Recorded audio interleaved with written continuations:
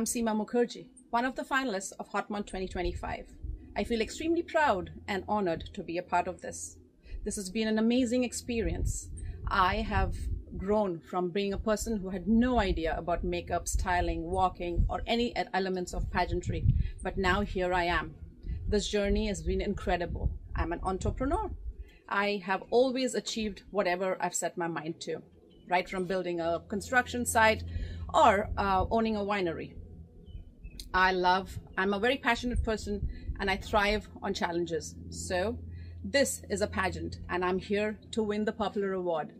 Like me, tag me, and follow me on Insta and Facebook. I have one mantra. You have one life. Live it to the fullest. Live a life with no regrets.